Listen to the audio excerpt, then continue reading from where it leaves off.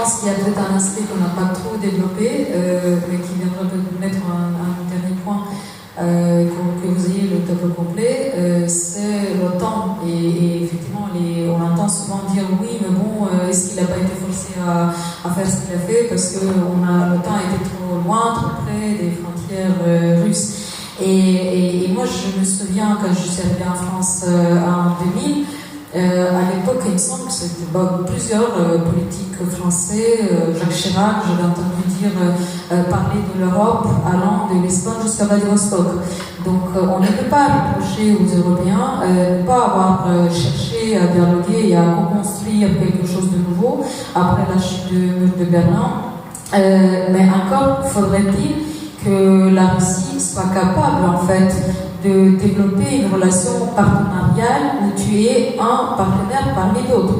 L'Union européenne, 27, 28, donc effectivement, être un partenaire parmi d'autres, ça demande un logiciel mental que les Russes n'ont pas, parce que eux, ils veulent être celui qui domine, qui impose, revenir à l'état des faits d'avant, de la guerre froide, où l'Union soviétique était crainte, en fait.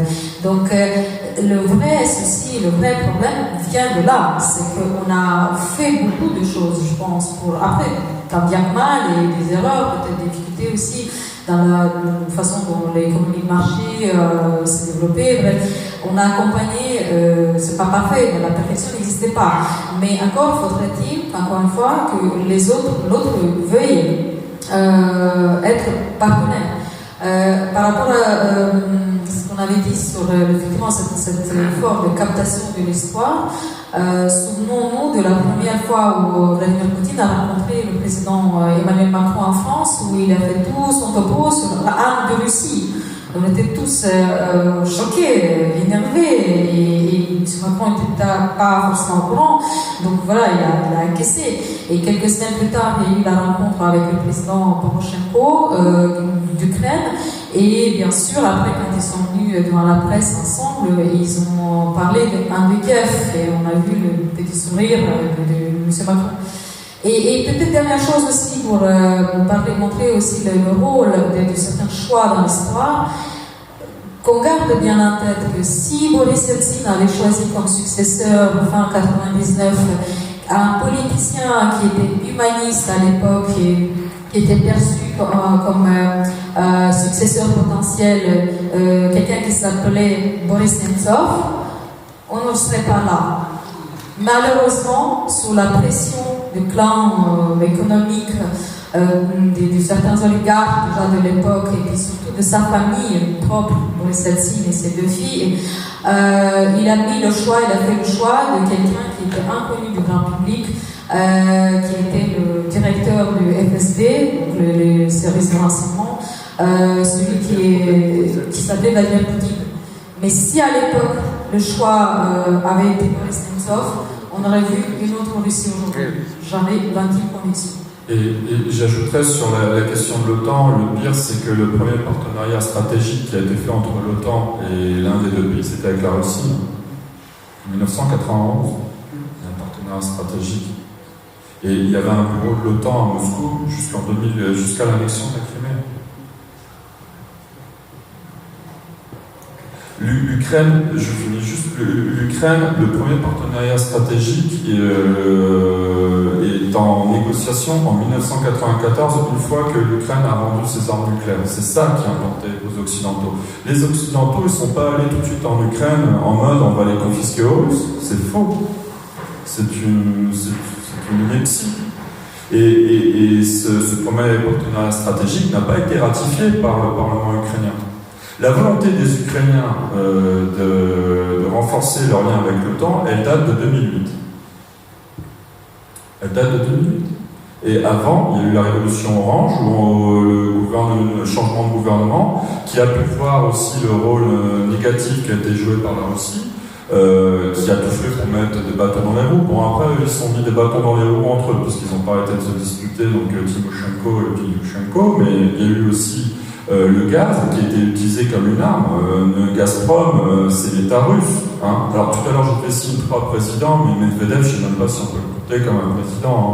Vous savez bien qu'il s'était mis au frais, donc Vlad, s'était mis au frais le poste pendant 4 ans avec le copain Dimitri, et puis il l'avait récupéré, et puis échange de fauteuil, voilà.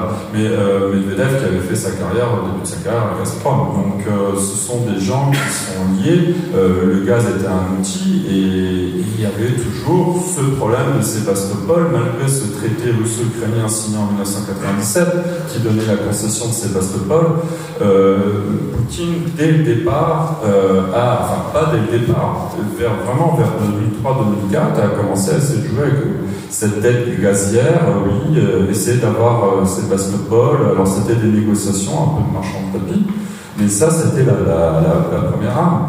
Et autre chose, je parlais des querelles mémorielles, il y a aussi une chose moi qui me met hors de moi. On a parlé de la Russe de Kiev, mais là c'est peut-être trop lointain pour le grand public, et puis c'est vraiment, on est dans quelque chose de très pointu, mais moi, l'histoire de la grande famine Holodomor, ça me met aussi hors de moi, parce que j'entends souvent cet argument qui est en fait le récit russe de cette famine, de dire oui, mais la famine a aussi touché la Russie.